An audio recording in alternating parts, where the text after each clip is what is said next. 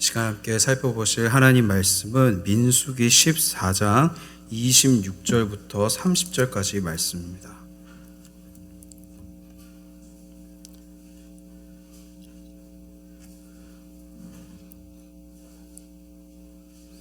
짧기 때문에 저와 여러분 함께 교독하도록 하시겠습니다.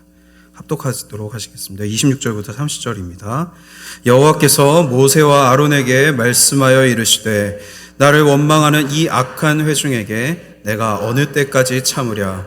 이스라엘 자손이 나를 향하여 원망하는 바 그 원망하는 말을 내가 들었노라.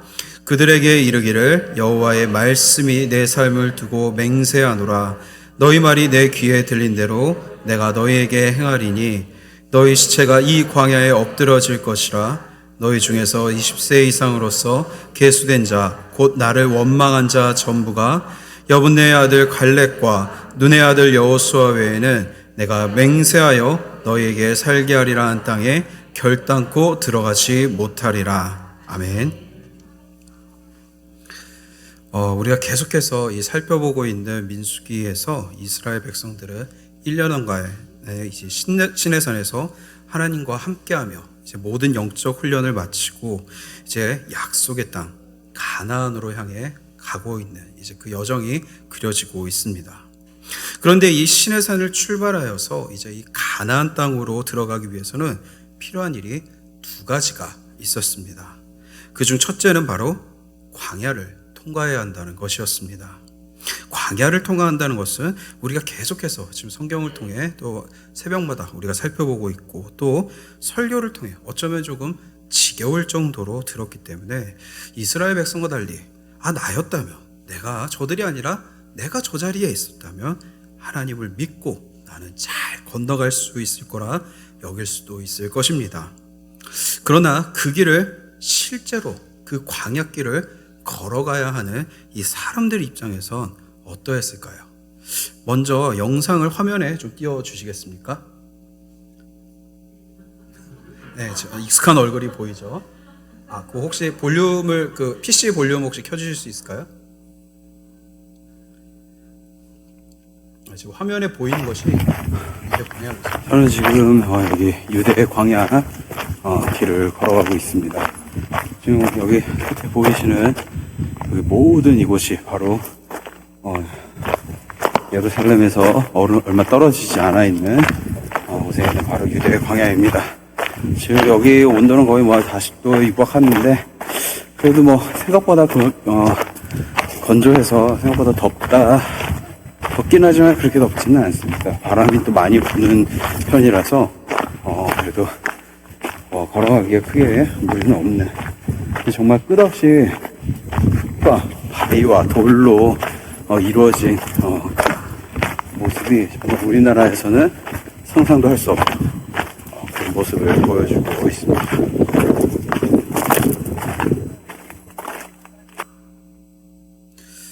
네, 지금 화면에 보이는 것은 유대 광야의 모습입니다. 지금 이스라엘 백성들이 건너가고 있는 이 바란 광야 환경이 크게 다르지 않아서 제가 이스라엘을 방문했을 때 직접 촬영한 동영상을 참고하실 겸 이제 틀어보았습니다. 어떠신가요? 광야의 모습이 굉장히 사막과 사실 별 다를 바 없는 그런 황무지와 같은 모습이죠. 여기서 이 바란 광야의 바란이라는 지명은 빛나는 땅이라는 뜻을 가지고 있습니다. 지명처럼 이 강렬한 태양빛이 이 바닥에 쌓여있는 건조한 이 모래와 흙에 반사되어 빛나기 때문에 지어진 이름일 것입니다. 아주 드문드문 있는 이 오아시스를 제외하고 이 풀 한 폭이 보기 힘들 뿐더러 또 우기를 제외하고는 비 한 모금 내리지 않으며 또 이 강렬하게 내리쬐는 이 햇빛을 가려줄 나무그늘 역시 찾아볼 데가 없습니다. 제가 유대 광야를 방문했을 때가 이 저녁이 다 된 시간이었는데도 아까 제가 영상 가운데서 잠깐 언급했었지만 40도에 육박하는 무더운 그런 날씨였었고 한낮에는 최고 기온이 섭씨 55도까지 치솟는다고 합니다. 뿐만 아니라 때때로 이 사막처럼 강렬한 이 모래 바람이 일기도 하여 여행객들을 곤혹스럽게 만들기도 합니다. 이 모래바람이 얼마나 심했냐면은 이 이집트 시나이반도 이 성지순례 팀들은 에어컨이 빵빵하게 나오는 이 버스를 타고 포장된 도로를 잘 따라서 이제 광야길을 이동하면서 바람 광야를 이제 보게 됩니다. 그런데 이 도중에 모래 폭풍이 싹 일어나게 되면은 시야가 흐려져서 앞이 보이지 않아서 차량들이 그대로 멈춰서 앞으로 나아가질 못하고 이 서 있어야 할 뿐만 아니라 창문을 꽉 닫고 있는데도 불구하고 이 미세한 이 매캐한 모래 먼지가 차 안으로 계속 들어와서 숨쉬기 불편해질 정도라고 합니다. 이 성지순례 중에 모래 폭풍을 만난 분의 이야기를 따르면은 이 심한 모래 폭풍으로 인해서 앞은 막 보이지 않지 매캐한 모래바람이 막 차 안에서 계속 들어와서 숨쉬기는 점점 불편해지지. 이 처음 경험해보는 상황에서 이게 대체 언제 끝날까? 과연 끝나기는 하는 것일까라며 이 자연스레 마음이 불안해지기 시작하더니 패닉이 올 정도였다고 합니다. 우리나라에서 살면서 한 번도 이런 현상을 겪어본 적이 없었던 만큼 이 공포감은 생각 이상으로 더욱 심했을 것입니다. 구약시대의 이스라엘 백성들은 꿈도 꾸지 못할 이 에어컨이 빵빵하게 나오고 튼튼하고 거대한 이 버스에 타고서도 이 모래바람이 대체 언제 지나갈까 두려워 무서워할 정도인데 남녀노소 할 것 없이 200만 명이 넘는 이 큰 무리가 대부분 걸어서 이곳을 이동했다고 한번 생각을 해보십시오. 게다가 목적지인 가나안까지 거리도 결코 짧지가 않습니다. 신명기 1장 2절을 보시면은 호렙산 즉 시내산에서 오늘 본문의 배경인 이 가데스 바네아까지 거리는 10하룻길이라고 합니다. 그런데 이게 11일 동안 이제 걸었다라는 것이 아니라 이 구약 성경에서 하룻길이라는 것은 시간을 나타내는 것이 아니라 거리를 나타내는 이 단위입니다. 따라서 이 하룻길이라는 것은 일반적인 성인 남자가 하루에 걸어서 갈 수 있는 거리 한 20km에서 30km의 이 거리를 나타내며 이 본문에서 열하룻길이라고 기록된 것을 보니 짧게 보아도 220km 정도 되는 거리라는 것을 알 수 있습니다. 이게 서울에서 강원도 양양까지 정도의 거리가 딱 220km 정도가 나옵니다. 양양을 걸어서 가보겠다라고 생각하시는 분들은 아마 아무도 없으실겠죠. 게다가 이 길을 맨몸으로 걸어갔을까요? 각각 몸을 천막과 여러 가지 살림살이들을 가지고 움직여야 했을 텐데 또 중간중간 쉴 때에는 계속 천막도 쳐야 했고 또 다시 움직일 때는 이 천막을 걷어가지고 다 정리를 해서 또 수레에 싣고 짐을 들고 또 이동을 해야 했을 것입니다. 게다가 아이들은 어떠했을까요? 우리 지금 저기 뒤에도 우리 아이들 와 있는데 처음에는 잘 다니는 것 같아도 어느새 아이들은 발 아프다 힘들다 뭐 어쩌다 힘들다 하면서 투정을 부리기 일쑤이지 않습니까? 게다가 조금만 한눈을 팔면 어느새 씩 하고 사라져버린 그런 일들도 비일비재하지요. 저도 어릴 적에 가족끼리 설악산을 놀러 갔을 때 잠깐 한눈 판 사이에 정말 잠깐이었는데 여동생이 사라져갖고 온 가족이 아주 정신없이 찾아다녔던 그런 기억이 있습니다. 이스라엘 아이들이라고 하나님의 백성의 아이들이라고 안 그랬을까요? 광야를 건너는 것 이 자체도 쉽지 않은 일이었는데 아무리 진영을 잘 갖추고 간다 하더라도 분명히 여기저기서 아이들 칭얼대고 보채는 소리가 들려왔을겠고 또 나이 드신 어르신들은 어떠했을까요? 이 젊은 사람들과 함께 계속 속도를 맞춰서 계속해서 이 사막과도 같은 광야를 걸어다니는 것 정말로 고역이었을 것입니다. 그렇게 200만 명이 넘는 사람들이 220km를 이동했다고 생각해 보십시오. 아마 11일은커녕 배 이상 걸렸을 것이고 여러 상황상 불평이 안 나온다는 게 오히려 더 신기한 일이 아니지 않았을까요? 아무리 1년간 시내산에서 지내며 하나님께 영적 훈련을 받았다 하더라도 매일같이 이 혹독한 환경에 이 광야를 걸어 지난다는 것은 결코 쉬운 일이 아니었을 것입니다. 실제로 이스라엘 백성들은 사흘길, 그러니까 시내산으로부터 약 70km 정도 이동했을 때부터 온갖 불평을 쏟아내었다고 성경은 기록하고 있습니다. 물론 실제적인 불평은 아마 그 이전부터 시작되었을 것입니다. 이 수많은 사람들이 이동하는 가운데 이 수레와 발걸음으로 생기는 모래바람들도 막 일어나지 않겠습니까? 계속해서 입안에 모래바람이 막 들어오니까 입안은 텁텁해지고 갈증이 났을 것이고 또 여기저기서 아이들이 힘들다고 보채지.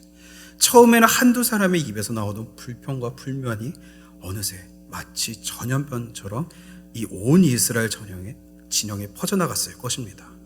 민수기 본문에는 정확하게 명시하고 있지는 않지만 민수기의 백성들의 불평 패턴이 출애굽 때와 같기 때문에 처음 불평은 물 부족, 이 물이 없다라는 불평으로부터 시작해서 그 다음은 고기를 먹지 못하는 것에서 또 마지막에는 자신들을 이끌고 있는 이 지도자의 모세를 향한 불평으로 이어지게 되었습니다.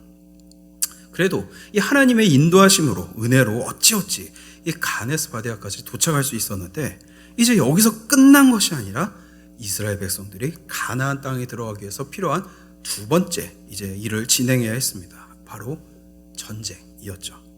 이스라엘 백성들이 가나안으로 출발 전에 이 하나님께서 명령하신 모든 진영 구축과 이 규례들은 다 전쟁을 염두에 두고 시키신 일들이었습니다. 이제 하나님 나라의 군대로서 그들은 진격을 하기 시작했던 것이죠. 전쟁을 치르기 전 하나님께서는 각 지파별로 한 사람씩 뽑아 이제 가나안 땅을 먼저 정찰하게 합니다. 정찰도 무려 40일이나 하게 되었는데 여기에는 그만한 이유가 다 있습니다. 이 가데스 바네아부터 이 가나안까지 거리가 약 일주일 정도, 최소 일주일 정도 가야 하는 먼 거리였기 때문에 왕복만 해도 적어도 14일, 한 2주 정도 걸렸을 것을 생각하면은 여기저기 또 계속해서 이동하여 다니고 정찰하는 시간은 생각보다 길지 않았을 것입니다. 그래도 전쟁을 준비하고 있는 만큼 그들은 가나안 사람들에게 들키지 않고 그곳 지형과 모습들을 최대한 꼼꼼하게 살피려고 했겠죠. 그런데 이 실제로 정찰을 해보니 어떠했습니까? 그저 건설 노예로서 살아가던 자신들이 저 강대한 가나안 군대를 상대로 도저히 이길 방도가 보이지 않았던 것입니다. 특히 이 아낙 자손이라고 불리는 저 강대한 기고를 가진 거인과도 같은 가나안 군대와의 싸움은 물론이고 또 그들을 지켜주고 있는 저 높고 두터운 이 성벽들을 보니 그야말로 계란으로 바위치는 격으로 느껴졌던 것이죠. 결국 이 정탐꾼들은 이 전쟁에서 승리할 수 없다라는 보고를 이스라엘 군중 앞에서 할 수밖에 없었고 이를 들은 백성들이 할 수 있는 것은 소리 높여 부르짖으며 밤새도록 신세한탄하는 것밖에 없었습니다. 이제 곧 죽게 될지도 모른다라는 그 두려움과 실망감이 마음속을 가득 메웠기 때문입니다. 그런데 여러분, 제가 왜 이런 이야기를 계속 길게 드린 것일까요? 바로 이스라엘 백성들처럼 우리 삶에서도 여러 가지 불편하게 여겨지고 불평하고 원망할 거리들이 찾아보면 너무나도 많다는 것입니다. 아니 굳이 찾지 않아도 자연스럽게 우리 입에서 나도 모르게 불평불만은 쉽게 튀어나오게 되죠. 그것이 하나님의 언약 백성이 되었다고 해서 크게 달라지지는 않았습니다. 때로는 가나안 땅에서와 같은 이 적각고리에 흐르는 이 시기도 있었지만 민수기처럼 광야와 같은 삶을 지나갈 때도 있습니다.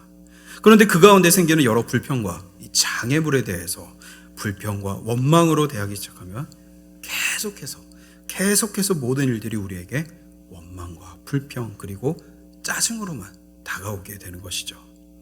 이스라엘 역시 처음에는 왜 이렇게 덥고 힘드냐? 얼마나 더 가야 해? 진짜 도착하기는 하는 걸까? 하나님이 정말로 제대로 인도하시기는 하는 걸까? 등등 이 끝없이 펼쳐진 모래사막과도 같은 광야에서 누구나 할 법한 그런 불평들을 했을 것입니다. 그런데 이런 사소한 불평이 하나 둘씩 점차 늘어나기 시작하더니 이것이 불평을 넘어 민수기 11장 1절에서 나오는 것처럼 악한 말로 하나님을 원망하는 지경에 이르기 시작했습니다. 심지어 이스라엘 백성들은 자신들의 이 원망하는 것이 정당하다는 듯이 너무나도 힘들었던 이집트에서의 과거를 아름답게 미화하고 포장하기에 이릅니다.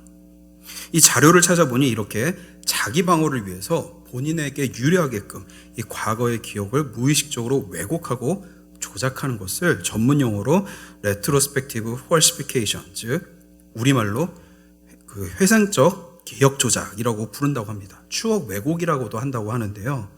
이는 사람이면 누구나 극심한 스트레스를 받았을 때 나오는 심리적 증상이라고 합니다. 지금 이스라엘 백성들이 느끼는 스트레스는, 문제는 이것이 스스로의 불평으로 인해 더욱 증폭되어진, 원래 평소보다 더 증폭된 과도한 이 스트레스였고, 이 가운데 자기 방어적인 증상이 나타났던 것입니다. 이스라엘 백성들이 이렇게 원망과 불평이 쌓이게 되었던 것은 바로 변화된 자신의 신분과 현실이 어떤 것인지 제대로 인식하지 못했기 때문이었습니다. 그들은 한낱 노예에 불과했던 사람들이었습니다. 당시 노예는 사람이 아니라 짐승과도 같은 취급을 받았었죠. 그런데 그런 그들을 하나님께서 놀라운 기적 가운데 해방시키시고 하나님 나라의 자유민으로, 한 명의 당당한 인격을 가진 사람으로, 온전한 인격을 가진 사람으로 다시 세워주신 거였습니다. 더군다나 지금 그들이 가고 있는 길은 어떤 길이었습니까? 약속의 땅, 즉 이제 더 이상 노예가 아니라 자신들이 주인 노릇을 하게 돼 약속의 땅을 향해 가고 있었던 것이죠. 노예였을 때는 상상할 수도 없었던, 이제 자신들의 평생의 터전을 가지게 되는 이 놀라운 기회가 그들 앞에 주어진 것이었습니다. 게다가 그들이 이 보고를 들은 곳이 어디였습니까? 지금 그들에게 이런 삶을 허락하시고 인도하시는 하나님께서 명령하신 대로 진을 갖춘 이스라엘 진영 아니었습니다. 정 가운데, 그들의 삶의 정중앙에 하나님의 이 회막이 있었고, 그 주위에 레위 지파가 둘러싸고 있었고, 동서남북으로 지파들이 자리 잡고 있었죠. 정탐꾼들이 40일간 이 정탐을 하는 기간에 제사장들은 아마 매일같이 이 회막에 들어가서 성소의 7촛대를 밝히고 관리하는 일들을 계속해서 하나님의 명령대로 했을 것이고, 민수기 9장에서도 언급하듯이 하나님의 구름 기둥이 계속해서 그 위에, 회막 위에 머물러 있었을 것입니다. 이스라엘 백성들은 아침에 눈을 떠 장막에 나왔을 때는 가장 먼저 이 회막과 그 회막 위에 떠 있는 하나님의 구름을 보았을 것이고, 또 모든 그 일을 마치고 들어갔을 때 역시 이를 보면서 하루를 마무리했겠죠. 하나님이 눈에 보이지 않아서 현실만 보고 이들이 원망을 했다라고 하기에, 구약시대의 출애굽 백성들만큼 매일같이 하나님의 임재를 눈으로 확인하고 또 그분이 날마다 내려주시는 이 만나와 메추라기 같은 이 직접적인 은혜로 살아가는 특혜를 누린 사람들이 없었습니다. 그리고 가데스바네아까지 오는 여정 역시도 하나님의 언약궤가, 하나님의 말씀이 항상 그들 먼저 앞에 나아가서 백성들이 나아갈 길을 인도하셨고, 또 하나님의 구름이 항상 그들을 덮어주어 무더운 광야 속에서도 누구보다 시원하고 쾌적하게, 마치 아까 제가 이야기했던 것처럼 에어컨이 빵빵한 버스를 타고 가는 것처럼 그렇게 시원하게 갈 수 있는 특급 은혜를 누렸던 것이죠. 분명 주위를 둘러보면 그들이 서 있는 곳은 여전히 광야였던 것은 변함이 없습니다. 그러나 조금만 더 시선을 돌려보면 어떻습니까? 이렇게 황량한 광야 속에서도 그들은 세상의 재물이나 권력으로는 결코 살 수 없는, 이 세상 그 누구도 경험하기 힘든 하나님의 임재의 은혜를 매일같이 삶 속에서 누리며 지냈던 사람들이었습니다. 이것이 어떻게 가능했습니까? 바로 그들의 능력이나 어떤 태도가 아니라 하나님께서 그들의 조상과 맺으신 언약, 그 언약 하나 때문에 이렇게 이루어진 것이 아니었겠습니까?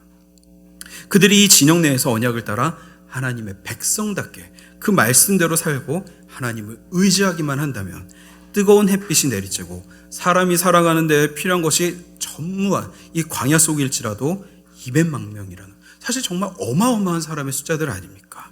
이 사람들 모두가 한 사람도 굶거나 다치지 않고 얼마든지 목적지까지 충분히 도달할 수 있으며, 가나안 역시 얼마든지 내가 너희들 손에 넘겨줄 수 있다는 사실을 하나님께서는 이 광야 내내 보여주셨던 것이죠. 그리고 이스라엘 백성들의 시선은, 그런데 이 이스라엘 백성들의 시선은 계속해서 어디를 향하고 있습니까?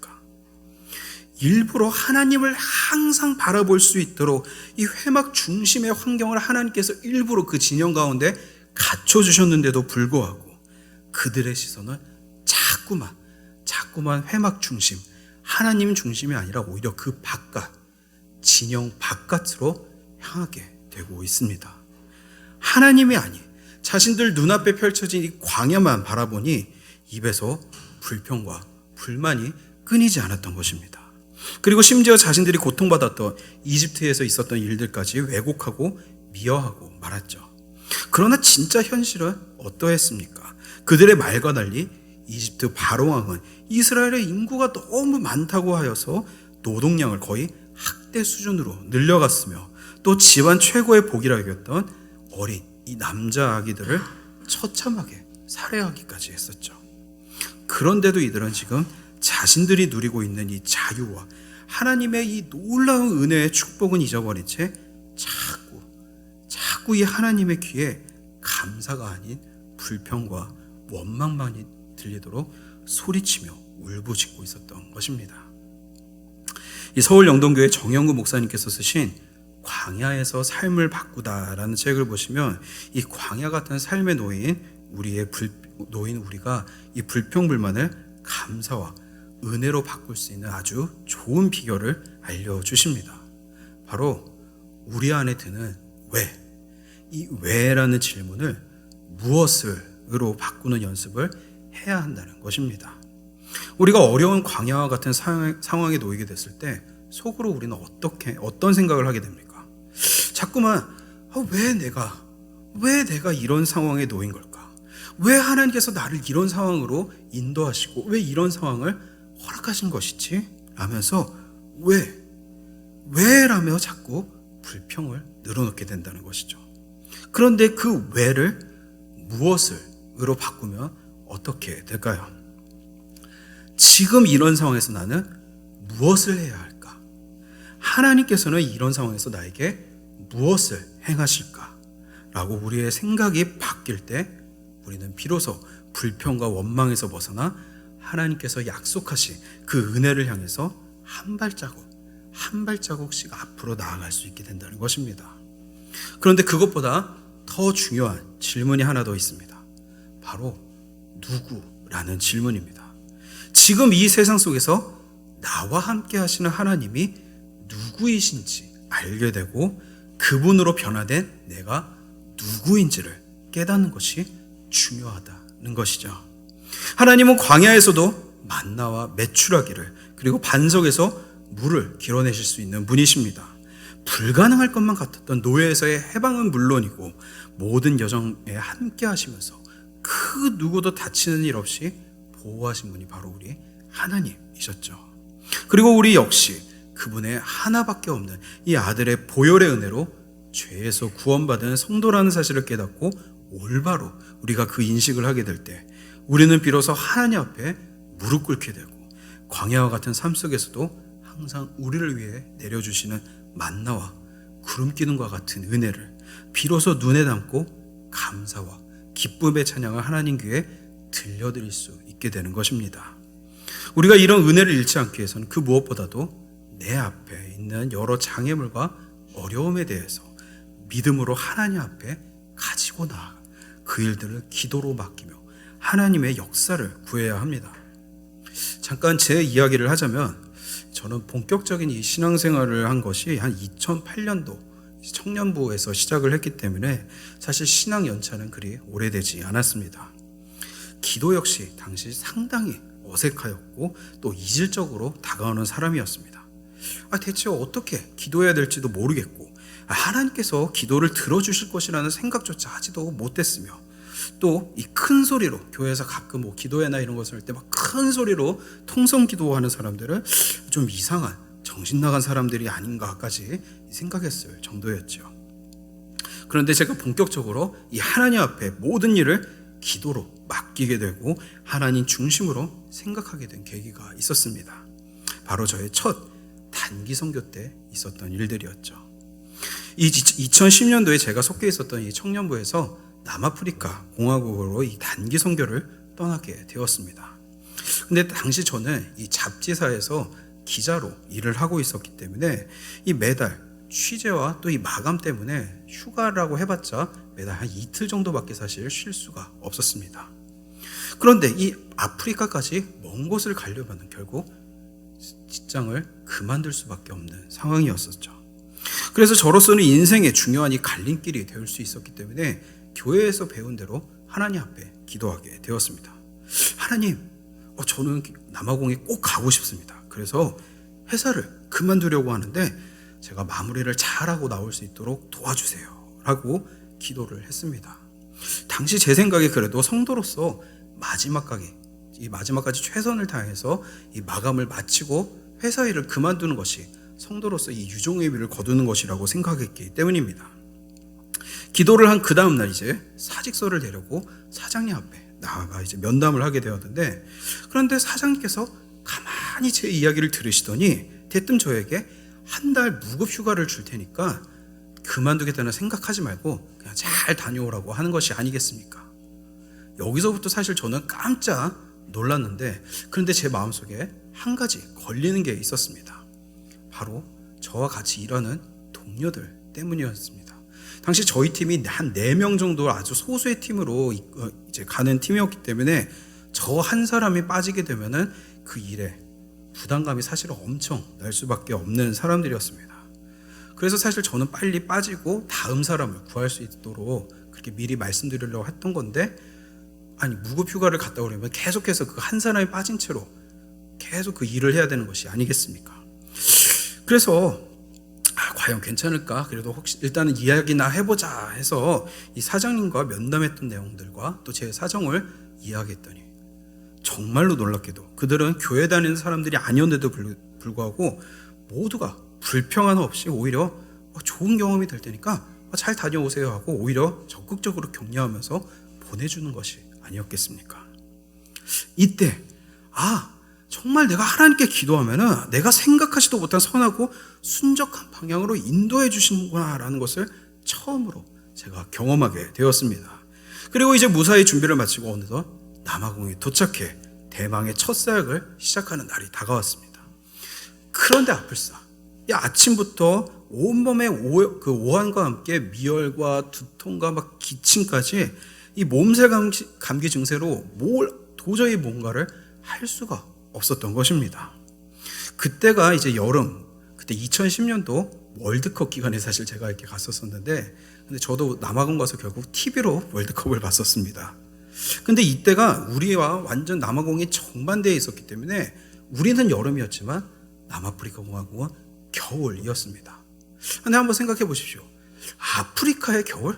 추워봤자 얼마나 춥겠어 라고 생각하고 저도 우습게 알고 얇게 옷들을 별로 이렇게 챙기지 않고 갔는데 추워도 너무 추웠던 것입니다. 패딩을 껴입고 안에 추리닝에다가 청바지에다가 수면 양말에다 양말을 또 몇 겹씩 겹쳐 입고 누웠는데도 계속해서 이 뼛속까지 스며드는 한기 때문에 도저히 잠을 이룰 수 없었던 것이죠. 그러다가 결국 제대로 잠도 못 자고 시차적응도 안 되는 상황에서 탈이 나고 만 것이었습니다. 열이 나고 몸살로 움직이기는 힘들지, 또 계속해서 옆에서 팀원들은 분주하게 움직이면서 저를 걱정해 주지. 그때 제가 할 수 있는 거라고는 그저 한국에서 가져온 타이레놀 같은 약 하나 먹고 그저 의자에 앉아 쉬면서 기도하는 것밖에 없었습니다. 그때 속으로 정말 간절히 기도했습니다. 하나님 제발 부탁드립니다. 나중에 알아놓아도 괜찮으니까 제발 오늘 사역 끝날 때까지만이라도 제가 맡은 역할들을 다 할 수 있도록 하나님 제발 도와주세요 하고 그렇게 기도하고 일단 눈을 감고 쉬고 있는데 정말로 놀라운 일이 일어났습니다. 그날 저희가 빈민초원 아이들을 대상으로 이제 여름 성경학교를 준비해서 이제 사역을 했는데 딱 정말로 시작하기 전에 스스로도 놀랄 정도로 몸이 갑자기 가뿐해지기 시작하는 게 아니겠습니까? 그때 함께 갔던 팀원들도 너 갑자기 왜 그래? 괜찮니? 아까까지 계속 연락을 했잖아 하면서 무리하는 거 아니냐고 걱정했지만 저는 정말로 언제 아팠냐는 듯이 몸 컨디션이 너무나도 말짱해졌고 모든 일정을 아무렇지 않게 무사히 잘 소화할 수 있었습니다. 이렇게 기도의 응답을 경험하고 나니까 점점 더 하나님께서 내 기도에 어떻게 응답하실까 궁금하게 되었고 또 얼마 지나지 않아서 바로 또 기도의 능력을 다시 한번 경험하는 일이 일어났습니다. 이 남아프리카 공화국 내부에는 레소토라는 또 다른 나라가 존재합니다. 영토가 아프리카 그 내부에 있기는 하지만 엄연히 이 다른 나라이기 때문에 그곳을 들어갈 때는 국경지대를 이제 지나서 들어가야 되죠. 그런데 이 국경 검문소가 제 기억에는 아마 한 왕복 2차선 정도로 아주 이제 좁기 때문에 그곳에 근데 거기다가 들어가고 나오는 차들이 워낙 많았기 때문에 보통 한두 시간은 기본적으로 걸린다는 것이 아니겠습니까? 들어갈 때는 그래도 분빌대를 이제 예상을 해서 미리 일찍 도착해서 괜찮았지만 문제는 나올 때였습니다. 저희가 계획했던 이제 나가는 시간대가 어쩔 수 없이 가장 많이 붐비는 시간대였고 자칫 잘못하면 저희가 원래 계획했던 그 다음 일정에 훨씬 늦어질 수 있을지 모르겠다라는 선교사님의 이 걱정스러운 대답이 들려왔었죠. 그런데 저는 그 말을 들으면서 속으로 불안해하기보다는 하나님께서 저에게 주신 그 은혜를 떠올리면서 이거 빨리 기도해 봐야겠다. 하나님께서 어떻게 응답하실지 궁금하지 하면서 속으로 바로 기도하기 시작했습니다. 사실 기도 내용도 별거 없었습니다. 하나님, 지금 들으셨죠? 이따가 우리 다음 이제 사역을 위해서 이곳에 빨리 빠져나가야 된다고 하지 않습니까? 지금 저기 건너편에 보이는 저 국경을 빠져나가는 차들이 빠르게 빠져나가서 우리가 나갈 때 아무 탈 없이 빨리 나갈 수 있게 도와주십시오. 저희가 다른 일을 하는 것도 아니고 우리 단기 선교 하나님의 일을 하기 위해서 지금 온 거 아닙니까? 하나님 반드시 도와주실 것을 믿습니다. 아멘 하면서 속으로 계속해서 반대쪽 이제 차선의 차들을 보면서 계속해서 기도를 했었죠. 이윽고 이 레소토 내에서 일정을 모두 마치고 나가는 이제 시간이 다가오자 제 마음은 점점 정말 하나님께서 내 기도를 들어주실까 기대와 여러 가지 떨리는 마음으로 두근두근해지기 시작했습니다. 그리고 국경지대에 이제 도착했을 때 어떻게 되었을까요? 분명히 평소 같았으면 이 움직이지 못할 정도로 차들이 빡빡하게 들어서야 정상인데 그날따라 신기하게도 차량이 몇 대 서 있지도 않아서 저희는 예상했던 것보다 훨씬 빠르게 국경을 통과하여 무사히 일정에 맞게 도착할 수 있었습니다. 그때 비로소 성경 가운데 있는 하나의 그냥 그전까지는 좋은 말씀 정도로만 여겼던 그런즉 너희는 먼저 그의 나라와 그의 의를 구하라. 그리하면 이 모든 것을 너희에게 더하시리라.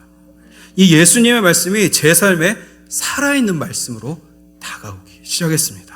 내 욕심이나 욕망 때문이 아니라 하나님의 일, 이 하나님의 일을 위해서 내가 기도하며 하나님께서 정말로 말씀대로 빠르게 응답하신다는 것을 경험하니까 그때부터 저는 기도하는 것이 너무나도 재미있어지기 시작했습니다.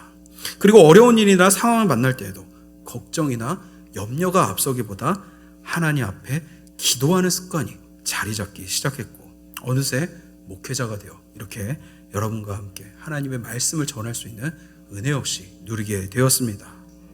사랑하는 성도 여러분, 우리는 이 구약시대 이스라엘 백성들과 비교할 수 없는 은혜를 누리며 살고 있는 사람들입니다. 왜냐하면 우리 스스로가 하나님의 성령을 모시고 있는 살아있는 성전이기 때문입니다. 구약시대는 오직 대제사장이나 선지자 모세 같은 자들만이 하나님의 지성소에 출입하고 하나님과 대화할 수 있었지만 이제 하나님의 은혜로 이 예수 그리스도를 구주로 믿는 성도들이라면 누구나 하나님 앞에 성령을 받고 자유롭게 나아가 하나님과 만나고 기도로 대화할 수 있는 특권을 누리게 된 것이죠. 만약 내가 미국 이 백악관의 이 대통령실에 언제든지 들어가서 대통령과 자유롭게 대화하고 의견을 낼 수 있는 그런 특권을 가졌다고 생각을 해봅시다. 세상 사람들이라면 누구나 이를 부러워하겠고 여러 유명 기업들이라든지 또 권세자들의 아부와 청탁들이 줄을 잇게 될 것입니다. 여러분, 우리가 지금 성도로서 가진 이 기도의 특권은 이런 것과 비교할 수 없는 놀라운 축복이자 은혜임을 정말로 믿으십니까? 인간 대통령은 할 수 없는 여러 불가능한 이 창조의 기사는 물론이고 생명과 죽음까지 이 모든 것을 주관하시는 하나님 앞에 언제든지 나아가 기도로 고하며 하나님의 기적과 이 은혜를 기대할 수 있다는 것은 정말로 감히 값을 매길 수 없는 놀라운 기적과도 같은 축복입니다. 우리 민수기 14장 28절을 다 함께 읽어봅시다. 그들에게 이르기를 여호와의 말씀에 내 삶을 두고 맹세하노라. 너희 말이 내 귀에 들린 대로 내가 너희에게 행하리니. 아멘. 오늘 이 시간 우리 앞에 놓인 이 광야와도 같은 일들 앞에서 우리는 무엇을 할 수 있습니까? 바로 하나님 앞에 기도할 수 있습니다. 그리고 지금 말씀에서처럼 하나님께서는 어떻게 하신다고 하십니까? 내 귀에 들린 대로, 내 귀에 들린 대로 들으시고 그대로 행하시겠다고 맹세까지 하시지 않으십니까? 그 하나님의 귀에 우리는 무엇을 기도하시겠습니까? 오늘 본문에 나온 이스라엘 백성들처럼 진영 밖의 현실만을 하나님의 귀에 이 원망과 불평의 소리만을 들으시겠습니까? 아니면 갈렙과 여호수아처럼 모두가 반대하고 부정적인 이 상황 속에서도 오직 믿음으로 하나님만을 의지하고 내 삶을 온전히 맡겨드리며 주신 것에 감사드리는 이 기도를 하나님 귀에 들려드리시겠습니까?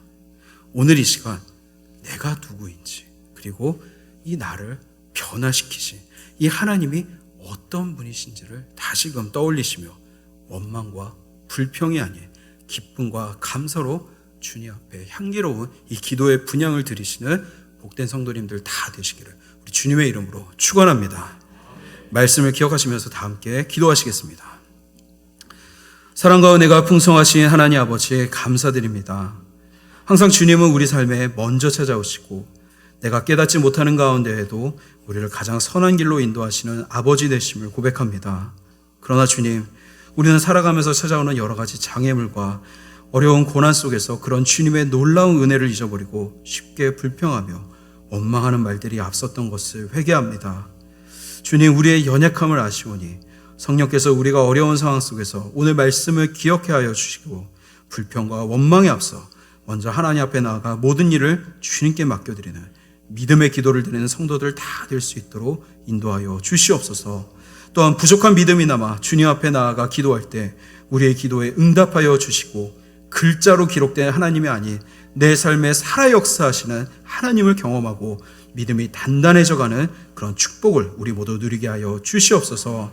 오늘 이 시간 각자 다양한 기도 제목을 가지고 주님 앞에 나왔습니다. 주님, 이 모든 기도를 들으시고 들린 대로 그 귀에 들리신 대로 행하실 줄 믿사오니 이 시간 우리가 믿음으로 기도하며 은혜로 응답하시는 주님의 손길을 경험케 하여 주시옵소서.